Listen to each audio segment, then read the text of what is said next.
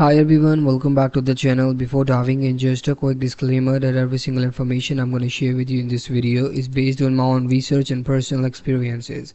So this is not a sponsored content, so I will try to give you an honest review and unbiased take.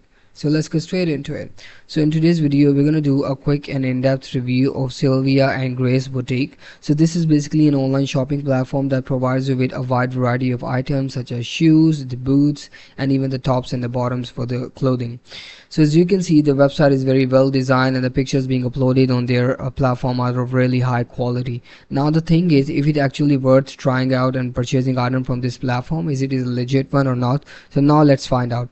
As you can see, once I tried searching for the reviews of this platform, this so-called shopping website on the Trustpilot, I got to know it has a worst possible reviews of 1.2 out of 5 stars, which is actually based on 87 reviews. So this is a lot.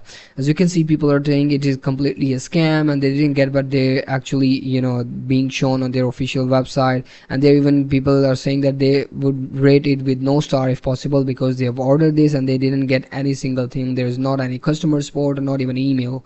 So based on information, this platform sounds like a pretty much a scam. So now I tried to search for their domain name information as well, and I got to know it was registered back in 2025, just 4 months ago. So this is also a major red flag about this platform. So in conclusion, I would say, like, based on these reviews and the information about their domain name, this platform is just a scam and you should avoid purchasing items from this website.